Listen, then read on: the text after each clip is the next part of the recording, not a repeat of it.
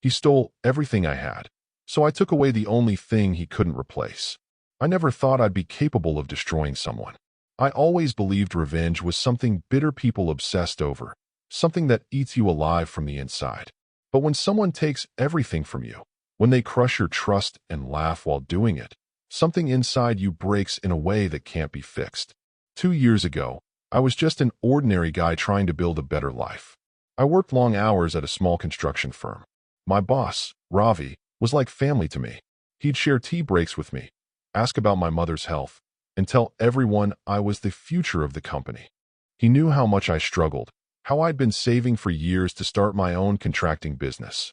Every rupee carefully set aside from endless overtime. 14 Indian rupees lakhs. It was everything I had, everything my life revolved around. One day he told me he had a golden opportunity, a real estate project where he could get me in as a small partner. He said it would double my savings in 6 months. He smiled that same warm smile I'd always trusted and said, "You've earned this, brother. I'll handle the papers." I didn't even question it. I signed where he told me to. 2 weeks later, my account was empty. Ravi stopped taking my calls. His office desk was cleared out. When I went to the police, they told me it looked like I'd willingly invested in his company. The documents, the ones he gave me, were airtight. Every line, every signature looked legitimate. But it was all fake. I lost everything. My savings, my reputation, my dream. My landlord started knocking on my door every morning. My girlfriend tried to help for a while, but you can't build a relationship with someone who's broken. She left. My friend stopped calling. I used to wake up with panic in my chest, like I was falling. I stopped eating properly, stopped sleeping. The nights were the worst. Then one night, drunk and hollow, I saw his Facebook post. A photo of him on a beach in Dubai, champagne in hand. The caption said, "Success is the best revenge." I remember staring at that photo for hours, not even crying, just numb. And then something inside me shifted. The version of me who trusted too easily, who smiled at fake promises, died that night. I didn't go to the police again. I didn't rant online. I just started planning. I moved into a smaller flat and took whatever freelance work I could find to stay afloat. I spent every waking moment learning. I devoured videos on forensic accounting, corporate law, tax evasion. I learned how people hide money and how to find what they think they've buried. I learned patience. I became invisible. A year passed before I made my first move. I tracked down every shell company connected to his name. One of them was registered under his wife's initials, another under an ex-employee. I didn't confront him, not yet. I gathered proof, quietly. I traced money trails, fake invoices, missing taxes, and unfiled payments. Every night, I'd sit in my small room, staring at spreadsheets until my eyes burned. It was like untangling a giant knot, and every strand led back to him. Then I started to plant seeds.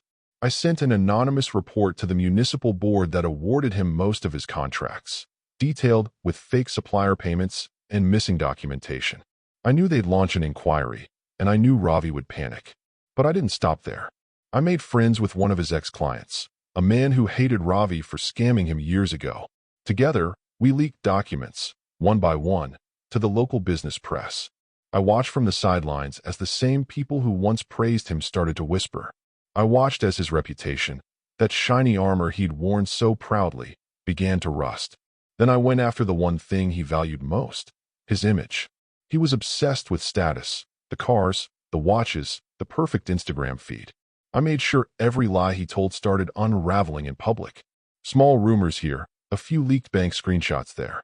When his wife found out one of their accounts was frozen because of a fraud investigation, she confronted him.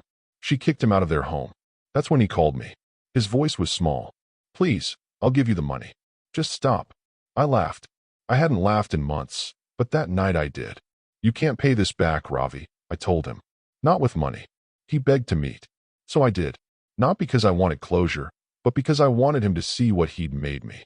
He looked like a ghost when he walked in.